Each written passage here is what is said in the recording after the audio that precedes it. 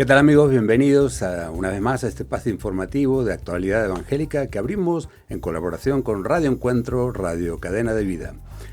La plataforma Seneca Falls, una ONG evangélica comprometida con el feminismo bíblico, ha lanzado el proyecto Voz de Agar para apoyar a mujeres que sufren violencia de género. Inspirado en la figura bíblica de Agar, la esclava egipcia de Abraham y Sara, el proyecto ofrece asistencia integral a través de un equipo multidisciplinar brindando asesoramiento legal, psicológico, espiritual y emocional. Las mujeres pueden contactar al equipo mediante un correo electrónico con la garantía de confidencialidad y un enfoque sensible y respetuoso. El proyecto busca ser un espacio seguro y restaurador, guiado por los valores del Evangelio: amor, gracia, apoyo y restauración, palabras cuyas iniciales también forman el acróstico Agar. Este novedoso proyecto es, como decíamos, una iniciativa de la plataforma Seneca Falls, fundada en España en 2019 por Asun Quintana, pastora, filóloga, activista. Nace como una iniciativa de hombres y mujeres de fe evangélica comprometidos con la defensa de los derechos de las mujeres y niñas, inspirada en el movimiento feminista original de la Convención de Seneca Falls en 1848 en los Estados Unidos. Esta plataforma promueve un feminismo bíblico que aboga por la igualdad en dignidad, libertad y misión entre hombres y mujeres según el diseño divino reflejado en Génesis 1, 27 y 28. La plataforma busca generar un cambio social, político y cultural que garantice la igualdad y elimine las violencias de género, promoviendo un feminismo provida y alejado de confrontaciones de género. Seneca Falls se presenta como una voz cristiana en el feminismo contemporáneo, trabajando por una sociedad más justa y equitativa para todas las mujeres y niñas. Proyecto Voz de Agar. Asun Quintana, gracias por estar con nosotros hoy. A vosotros por la invitación, encantada.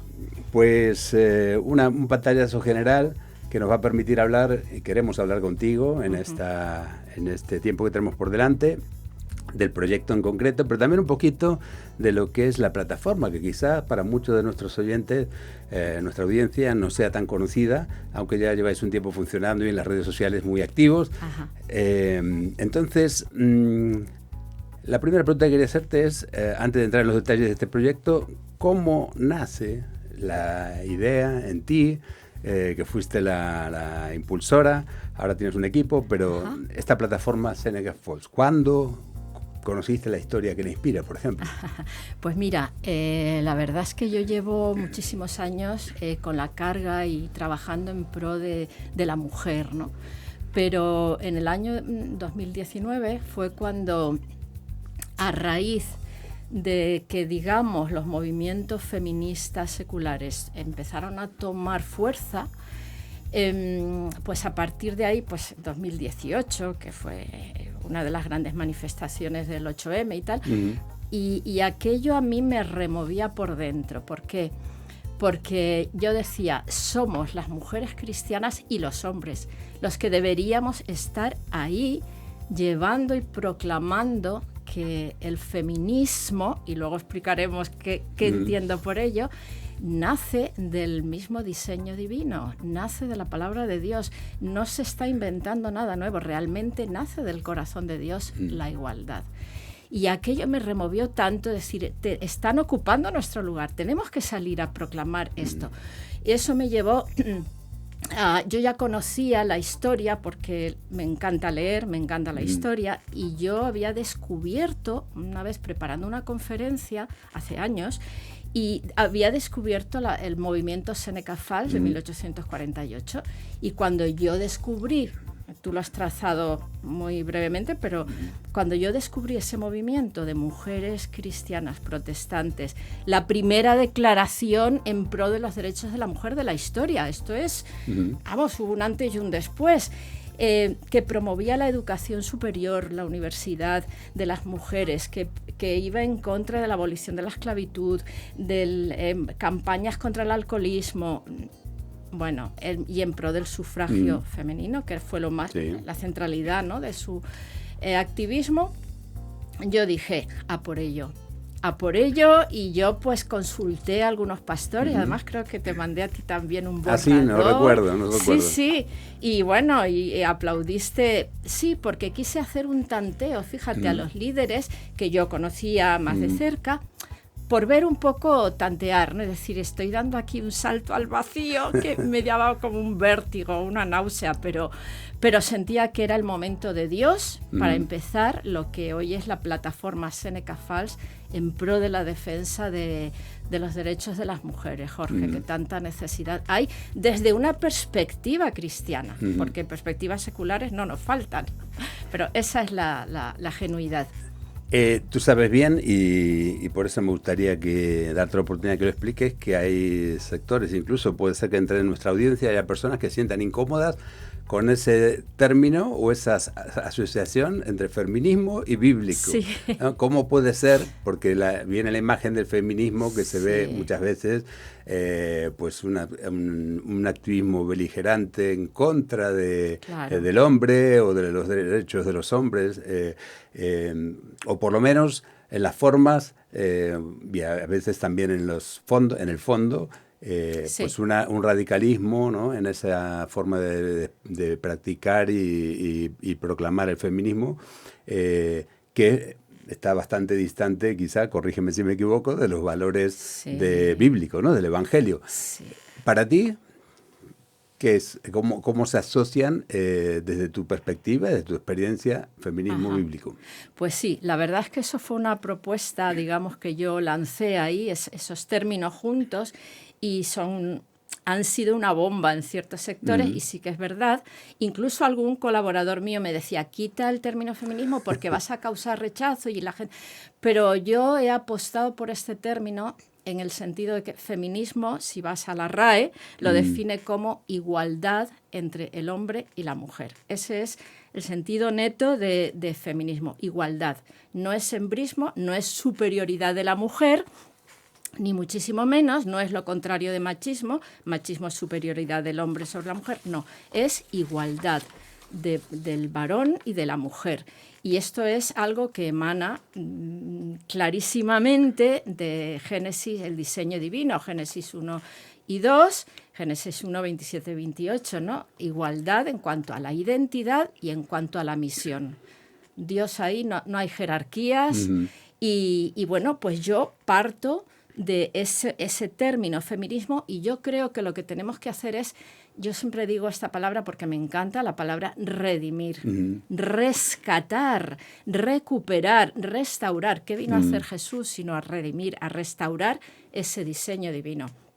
Entonces, yo apuesto por ese término, por favor, vamos a limpiarlo, porque en el movimiento que he dicho, Seneca, la plataforma Seneca Falls, movimiento en 1848, partían de una base bíblica. Estas mujeres partían de Génesis, precisamente, partían de ahí. Es decir, el diseño divino era la base, era el argumento de fuerza, ¿no? Por lo tanto, lo que ocurre es que las olas feministas que vinieron luego, estamos en la cuarta ola, echaron a Dios fuera de la ecuación. Entonces, esta visión igualitaria, echar al Dios que creó, que diseñó esa igualdad fuera, ahí puede caber ya de todo. Ahí ha ido degenerando lo que nosotros podemos llamar igualdad, feminismo, ¿no? No tenemos que ver, pero sí quiero matizar que hay una serie de derechos que defiende el feminismo secular con los que estamos de acuerdo, porque esos derechos son justos, son de justicia. La justicia viene de Dios, ¿no? Como la abolición de la prostitución, como estamos también en contra de... O sea, hay solo dos sexos, hay una serie de cosas en contra de los vientres de alquiler, de la explotación de las mujeres. Claro que estamos de acuerdo, pero nosotros... partimos de que todos estos derechos provienen de ese feminismo bíblico, con esos valores bíblicos. Entonces, a mí me encantaría que la gente pudiera entender esta limpieza o rescate que quiero hacer del término feminismo. Creo que lo has explicado muy bien. También es verdad, algunos dicen, bueno, la palabra feminismo no aparece en la Biblia, ¿no? ¿No? Es verdad, tampoco aparece la palabra teología y nadie discute Trinidad. Ni Trinidad, ni muchas otras palabras que asumimos como válidas, ¿no? Sí. Que visten un concepto. Y me decías, tú has sido, y el equipo que representas, la plataforma que representas, a buscar referentes en el feminismo bíblico, en primer lugar, que recordemos lo que dice Génesis, ¿no? Génesis 1, 27, 28 lo hemos citado, pero para quienes no tengan una Biblia a mano, y creó Dios al hombre a su imagen, a imagen de Dios lo creó, varón y hembra los creó, y los bendijo Dios. Bueno, sigue el texto, pero esa parte creo que es la más importante, ¿no? Creó al hombre a su imagen, a imagen de Dios los creó, varón y hembra, no hace distinción, ¿no? En el Génesis. Y luego hay diferencias, claro que hay diferencias entre hombres y mujeres. Eso el feminismo bíblico no niega que haya diferencias entre hombres y mujeres. En absoluto. Faltaría más, ¿no? Hay diferencias biológicas en muchos aspectos, lo cual no quiere decir que esas diferencias se tengan que trasladar al ámbito de los derechos, la igualdad de oportunidades y tantas cosas, ¿no? Que históricamente se han dado. Se han convertido las diferencias en discriminación. En discriminación. Ese es el error.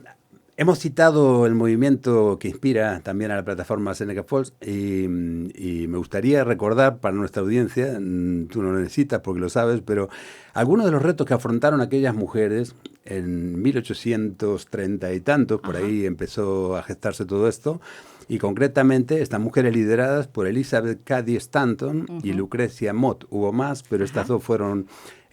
por cierto, mujeres reformistas, reformadoras, venían de una corriente reformista que ya estaban luchando por la abolición de la esclavitud y otros asuntos parecidos, de fe evangélica cuáquera. Sí, era un movimiento muy activo en lo social, también los cuáqueros, ¿no? Son muy evangélicos, vamos, nadie discute esa identidad protestante evangélica de los cuáqueros. Fueron algunos de esos retos: la prohibición de votar o ser votadas para cargos públicos. Las mujeres en 1830 y tantos no podían ni votar ni ser votadas. No podían asistir a reuniones políticas, ni tampoco mucho menos afiliarse a una organización política. Y esto me parece todavía más grave porque lo describe así en la declaración: la muerte civil que sufrían las mujeres cuando se casaban. O sea, se casaban y perdían los pocos derechos que tenían como mujeres solteras. Casi su identidad, prácticamente. Casi su identidad, pero no podían tener propiedades personales que pasaban a ser propiedad de su marido, no podían dedicarse al comercio, no podían vender, no podían tener negocios propios, no podían abrir cuentas corrientes. Asimismo, se les impedía acceder a estudios superiores y a las profesiones mejor pagadas. Había un techo de cristal ahí. Bueno, sí. Sí, de acero era. A la mujer, decía la declaración, una parte, no se le admite como profesora de teología, medicina y leyes, que eran algunas de las carreras más prestigiosas, ¿no? Si la igualdad entre hombres y mujeres es un principio bíblico, esta es la pregunta. ¿Por qué tardaron tanto en comprenderlo los cristianos bíblicos? Porque ya no hablemos de la iglesia medieval, ¿no? Después vino la Reforma y a partir del siglo XVI empezó ese movimiento de reforma que nos introdujo, como dice el doctor Villacañas y otros expertos, a la modernidad. Empezó la Edad Moderna, empezaron a reformarse muchas cosas. El Estado moderno nace ahí, el Estado democrático, el Estado tal como lo entendemos hoy, lo más parecido a lo que lo entendemos hoy, pero faltaba... Ahí empieza un camino que era muy largo, ¿no? Y sigue siendo muy largo. Y en ese camino hubo mujeres que dijeron, ¿por qué tiene que perpetuarse esta desigualdad histórica entre hombres y mujeres cuando Pablo mismo dijo, no hay varón ni mujer, no hay esclavo ni libre? Todos aceptamos que no había esclavos, la esclavitud era algo malo, pero la discriminación entre hombres y mujeres no. Bueno, en aquel tiempo te refieres, ¿por qué costaba tanto? Sí, ¿por qué se tardó tanto hasta ese entonces, ¿no? 19 siglos desde el Evangelio, ¿verdad? De la Iglesia primitiva. Pero fíjate que, es decir, algunos lo entendieron, pero realmente el movimiento Seneca Falls no contó con grandes aplausos. Es decir, esto es un tema de lo que llamamos machismo, ¿no? Cultural. Que yo creo, cultural, que está tan arraigado, es como un ADN que llevamos. ¿Por qué? Porque mira, ¿sabes cuándo nace el machismo? En Génesis 3:16.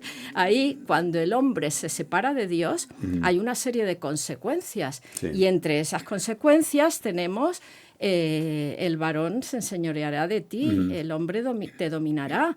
Fue la consecuencia. Es que algunos entienden eso como que es la voluntad de Dios. Eso es lo que voy pero a no matizar. Dios está diciendo las consecuencias. Aquí estamos en la raíz, en el meollo, Jorge, porque esto se ha interpretado como que, pues como tú dices, es lo ideal de Dios. No, estos son consecuencias, son predicciones que Dios está haciendo. Va a pasarte esto, estas van a ser las consecuencias, son predicciones. Es como cuando le dice a Samuel lo que va a pasar con la monarquía. Exactamente. Los reyes van a abusar del pueblo, todo eso. Entonces yo creo que el error está aquí.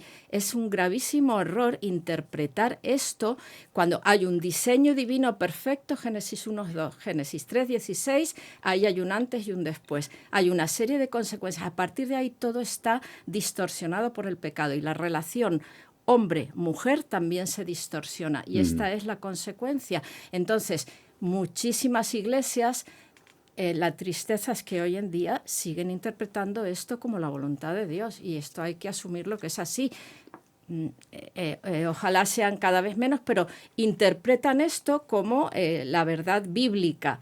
Entonces, esto yo creo que es lo que ha hecho tantísimo daño, pero fíjate, me atrevo a decir, esta mala interpretación de la Escritura ha hecho daño a la sociedad también, porque la misma sociedad, la cultura, ha tomado este principio también, porque indudablemente influyen mutuamente, cultura e iglesia, y ha hecho daño dentro de la iglesia. Entonces, esto, aunque cuando vino Jesús revolucionó todo esto, Jesús vuelve a los principios de la creación, Jesús viene a restaurar ese diseño divino, esto está clarísimo, ¿verdad? Pero después de Jesús la primera iglesia lo mantiene, está muy reciente el modelo de Jesús, con las mujeres, cómo trata con ellas, las enseña, en fin. Pero luego vienen, a medida que van pasando a finales ya del siglo III, es cuando empieza esta mala interpretación a partir de los padres de la Iglesia, influidos por la filosofía de griegos, Aristóteles. El Imperio Romano, la cultura, esa asociación, claro, ¿no? Que son culturas absolutamente machistas, patriarcales, me voy a atrever a decir, que esto también habría que explicarlo, pero estas culturas influyen en los padres de la Iglesia, otra vez en la interpretación, y a partir de ahí la mujer como origen del pecado, la mujer como origen del sexo malo, como algo diabólico. En fin, cuanto más lejos de la mujer, mejor. Por eso viene luego el celibato obligatorio, porque es más puro y más santo cuanto más lejos del sexo. En fin, bueno, esto sería para darte un estudio, pero por eso, Jorge, esto está absolutamente metido en nuestro ADN. Igual que se tardó en entender que la esclavitud no era de Dios. Fueron, gracias a Dios, creyentes los primeros que... Y el racismo, ¿no? Que hoy en día el racismo, exactamente. Nadie se confesaría racista, aunque haya todavía una inercia racista en muchos de nuestros comportamientos, pero no lo admitimos, ¿no? Sin embargo, sí se admiten... se admite. Hay iglesias que lo admiten, lo discuten y lo combaten. Entonces, bueno, ahí tenemos un... Pasó en los mismos Estados Unidos, ¿no? Con las iglesias segregadas... por ejemplo, pues con la esclavitud, claro. Costó mucho, algo que era tan claro en la Biblia y que hoy mismo la inmensa mayoría de los cristianos evangélicos o cristianos en general decimos, no, esto estaba clarísimo en la Biblia, ¿no? La esclavitud, pero resulta que otras cosas no las vemos tan claras. Jesús nunca habló tampoco de esclavitud directamente, igual que no habló de feminismo directamente. Si es que trataba a las mujeres con tal naturalidad, sin aludir a su sexo, a sus roles de femeninas o masculinos. No, y ya ni hablar de la samaritana, ¿no? Mujer, samaritana, extranjera. Bueno, podríamos encontrar muchos ejemplos que los hay. Muchísimos. No tenemos tiempo para eso, pero sí me gustaría, por ejemplo, otro dato que, leyendo un poquito sobre esa historia donde nace Seneca Falls, un dato estremecedor de esa época que también nos trae al tiempo presente y que para mí hace significativo proyectos como el que estamos hablando hoy.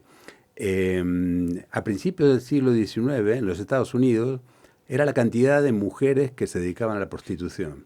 Exacto. Algunos datos oscilan entre el 5 y el 10% de las mujeres estadounidenses. Sí. Sí, en Nueva York era algo, sí, según exagerado. algunas fuentes, ¿no? Y Sí. en este contexto surgieron organizaciones también abolicionistas y de asistencia a Eso esas es. mujeres, una de ellas creada por una persona muy conocida en el ambiente evangélico, Linda Finney, que era la esposa de Charles Finney. Lydia Charles Finney Finney. fue un gran Sí. predicador, famoso, admirado, Ajá. popular y que en su tiempo impulsó un avivamiento, ¿no? en los Estados Unidos. Su esposa era la que fundó una organización para asistir y denunciar también, pedir la abolición de la prostitución por ley. No le hicieron caso. No le hicieron caso. Y hoy estamos en una situación parecida. Parecida. Fíjate. Eva Márquez, que estuvo aquí sentada ¿Sí? donde estás tú Sí. la semana pasada, Ajá. con ella comentábamos la última noticia, ¿no? De que el gobierno ha decidido retirar indefinidamente la abolición de la esclavitud de su ley de trata, su proyecto de ley de trata, ¿no? ¿Cómo valoras tú esa...? Pues muy triste, como cuando yo la vi, la verdad es que se me cayó el alma a los pies, aunque fíjate, yo esperaba, en el fondo sabía que podía no... pasar. Sí, o sea, sé que hay un sector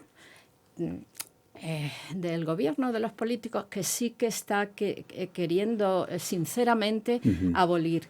Pero hay tales presiones, o sea, la prostitución es tal foco de movimiento de dinero. 5 millones de euros al día mueven España. Es que, fíjate, entonces es muy triste, pero ahí hay metidos, pues sí, personas que están también involucradas, que tienen poder, y esto pues no ha salido adelante. Entonces es muy, muy, muy triste. Yo no me doy por vencida, claro. O sea, hay que seguir luchando, tenemos que seguir denunciando, y admiro a esta mujer, Lydia Finney, efectivamente, fue tremenda. Ellas se metían, iban a los prostíbulos. Sí, iban a los prostíbulos a disuadir, a señalar, a hacer lo que diríamos hoy un escrache, ¿no? A señalar a los que iban a consumir. Sí, cuando yo investigué eso, digo, Dios mío, pero qué fuerte. Se metían, denunciaban y oraban por ellas, en fin, y a las que algunas salían de ahí. Y luego montó una casa, bueno, empezó en su propia casa, y las rescataba, y algunas llegaron a estudiar. O sea, fue preciosa la historia. Pues hoy, Jorge, ojalá todo mi reconocimiento a todas estas asociaciones evangélicas que están ahí dando el do de pecho, que superan a las organizaciones seculares, y estáis haciendo un trabajo magnífico. Entonces, 200 años después de estas situaciones seguimos peleando con los mismos gigantes. Dios mío, pero venceremos. Venceremos, totalmente. Esa es lo decíamos el otro día, y hay que conjurarse para que sea así. Hablemos pues del proyecto Voz de Agar, que es un paso más en esa dirección. Más. ¿En qué consiste? ¿Cuáles son los objetivos? Sí, brevemente. Mira, porque tenéis la noticia que ha salido ya en los medios evangélicos. Esto ha surgido, realmente quien va a coordinar este proyecto es Estrella López, que quiero honrarla, que es parte de nuestro equipo, y ella es la que va a coordinar, pues yo no puedo ya estar en todo, ya gracias a Dios hay equipo.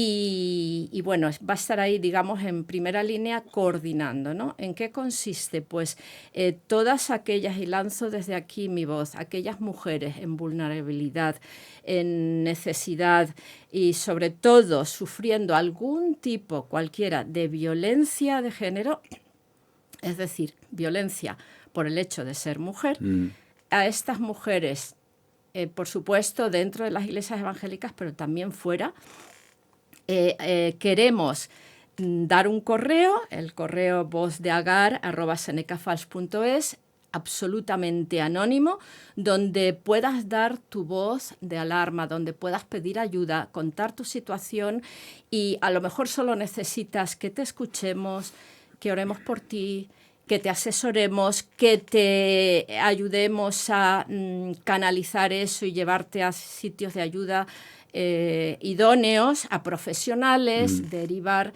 en fin, cualquiera de estas cosas que necesites, vamos a estar disponibles, Jorge, para que pidan esa ayuda, ¿no? Entonces, ¿quién está detrás de ese correo? ¿Se garantiza la confidencialidad? Absoluta. Va a estar solo una persona.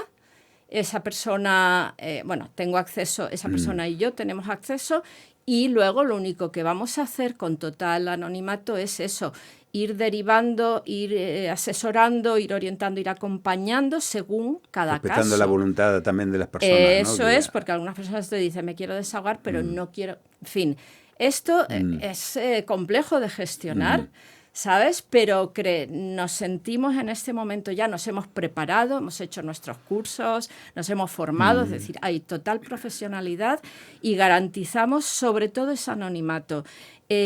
Hay bastantes mujeres dentro de las iglesias, porque sí, porque el pecado no somos, o sea, somos vulnerables y el pecado entra como cualquier otro. Y hay mujeres que están sufriendo este tipo de violencia, no se atreven a decirlo por muchas razones, entre ellas la más poderosa, no voy a ser creída, no me van a tomar en consideración, porque todavía se sigue considerando la verdad que la tiene el varón, el hombre, ¿no? Y se minimiza, o sea, no se da credibilidad, tanta credibilidad a las mujeres. Yo espero que esto cambie, tanto en el tema de abusos sexuales como cualquier tema. Y por eso estamos, porque hemos visto una gran necesidad. Yo he estado haciendo este trabajo desde hace varios años, pero yo sola. Claro. Es decir, he recibido correos, llamadas, WhatsApp, consultas, y he ido saliendo como he podido, ayudando mujeres de otras iglesias. Oye, tengo este caso, pues ahora lo hemos oficializado, Jorge, para, por favor, que nadie quede en silencio. Que nadie quede en silencio y en la invisibilidad, ¿no? Decíamos al principio que, y sola, ¿no? Una mujer que esté sola pasando por esto porque no sabe, no quiere, teme compartirlo o a quién compartirlo. Decíamos que el Agar es el acróstico de amor, gracia, apoyo y restauración. Pero también, por supuesto, tiene un doble significado, ¿no? Hace referencia a la esclava de Sara y de Abraham, esta mujer egipcia que, bueno, pues de alguna manera decía, como un caso de vientre de alquiler, sería hoy, ¿no? Lo más parecido. Sí, yo siempre lo equiparo. Porque se le encargó, pues, de tener un hijo de Abraham, porque Sara era estéril, como conocéis la historia, y luego, pues, hubo un conflicto, eso trajo un conflicto, y pues la echa a Sara al desierto, ¿no? La echa. Y en esa situación de tanta vulnerabilidad hay una palabra clave, ¿no? En el pasaje que cuenta esta historia, y es que ella supo que Dios la veía y le puso al lugar en el que tuvo ese encuentro con Dios, que Dios se le encuentra y le dice que va a bendecir a su hijo, que tranquila, que no tenga miedo, que él la ve. Y ella le pone de nombre a ese lugar el pozo del Dios que me ve. Dios que me ve. El Dios que me ve. Me gusta esa imagen porque pienso en las mujeres que están viviendo esa situación, ese infierno, ¿no? Que es literalmente en la tierra, de una persona que se sienta, que esté siendo maltratada por su pareja. Nos dicen las estadísticas que en noviazgos de gente joven hay chicas que están siendo violentadas por sus novios. Sí, sí. Y no son capaces de decirlo por temor, por muchas situaciones, porque el contexto tampoco lo favorece, no hay espacios seguros donde abrir este melón, ¿no? Porque si se me permite la expresión es complicado. Sí. Pero quizá el mensaje que Voz de Agar, el primer mensaje que está transmitiendo con este proyecto es: Dios te ve. Y nosotras también te vemos. Exacto. Que no pase por esto sola, ¿no? Eso sería quizá el mensaje. Precioso, sí, efectivamente. Yo, el caso es que he predicado varias veces sobre el tema de Agar, lo he leído muchísimo, porque vi esa situación de una mujer usada y luego echada y maltratada. Tremendo, ¿no? Por un patriarca en aquel tiempo, ¿no? Entonces, el abuso de poder también hay implícito, en fin, tantas cosas. Y a mí, sobre todo, es la imagen de esta mujer y además con su hijo, con un niño en el desierto. A mí aquello bueno, empatizaba muchísimo con esta situación y efectivamente el Dios que me ve, o sea, lo has dicho perfectamente, Jorge. Fue lo que yo en ese momento se me ocurrió, eso, Voz de Agar. En ese momento vi a esa mujer cuando clamó a Dios, ¿no? y Dios se le reveló, salió a ella, le proporcionó agua, ¿no? Para sobrevivir, porque estaba muriendo de sed su niño, terrible, y dice que lo oía llorar. En fin, este es el sufrimiento que puede pasar una mujer. Lo que pasa es que no nos hacemos a la idea, lo minimizamos tanto, pero de verdad, Jorge, si conocierais de cerca casos, situaciones, hasta que no lo vivimos de cerca, parece que no nos damos cuenta. Sí, y no tenemos tiempo de profundizar, pero siempre pensamos en violencia física, pero la violencia psicológica y verbal también es el preámbulo, ¿no? Siempre que hay violencia física, hay violencia psicológica. Y a veces eso lleva años. Eso es, no lleva a la violencia física, pero la estadística es enorme. Y eso es complejísimo porque ¿cómo demuestras ante un juez una violencia psicológica? Este tema a mí me abre en carnes. O sea, es muy complejo. Hemos tenido casos y no todos salen adelante. Bueno, y también quizá no en todos los casos la solución pasa por un juez. No en todos los casos, no es la primera medida, ¿no? Quizá una intervención que el mismo liderazgo de la iglesia o la familia puedan actuar si conocen el tema, ¿no? Hay varios caminos que recorrer, ¿no? Depende del grado. Del tipo de violencia. Eso es. Ya cuando hay violencia física es otra cosa. Eso es. Quería matizarlo porque... Sí. En cuanto hay agresión física y está en juego la vida de la madre o de los niños, ahí ya sabes que eso es una raya roja. Sí, eso es un escalón que ya desciende. Y en cuanto al otro, pues hay grados también, ¿eh? Sí. Y entonces ahí, por eso es importante que el liderazgo esté formado. Que esté formado, y si no, que tengas una persona en tu iglesia que esté formada en eso, para que pueda discernir, profundizar en el caso y detectar ese grado de maltrato psicológico que muchos no detectan, ¿no? Y por experiencia digo que así todo es complejo, pero por favor que se formen, que nosotros damos talleres, formación, conferencias, pero las iglesias se tienen que formar. Muy bien. Gracias, Asun, por estar con nosotros hoy, traernos gracias sobre todo por ese trabajo tan importante, esta iniciativa pionera en nuestro país, por lo menos, en cuanto a asistencia, tener un correo electrónico en este caso, un recurso al cual se pueden dirigir cualquier persona, cualquier mujer de forma anónima para pedir ayuda del tipo que sea y ser... Bueno, voz de Agar, pero también pues esos ojos, ¿no? Que ven la situación, esos ojos que son los ojos de Dios a través de los ojos de este equipo que estará allí mirando la situación, que cada mujer que nos pueda estar viendo sepa que no está sola, que hay un proyecto que ahora ya ha puesto en marcha, al que pueden dirigirse quienes lo necesiten contar su historia, necesiten pedir ayuda. Para eso está Voz de Agar. Gracias. Así es. Muchas gracias a vosotros, de verdad. Muchísimas gracias. Un placer tenerte con nosotros y mucho éxito en este nuevo proyecto. Gracias. Que Dios nos ayude. De verdad. Y a vosotros, amigos, pues nada más. Esperamos que esta entrevista haya sido tan interesante como lo ha sido para nosotros. Para vosotros también, y recordad que podéis ver todas nuestras entrevistas anteriores y esta a partir de mañana ya en nuestra página YouTube, Actualidad Evangélica YouTube. Allí encontráis esta y otras entrevistas que hemos hecho con anterioridad. Nada más, hasta la próxima, que el Señor os bendiga.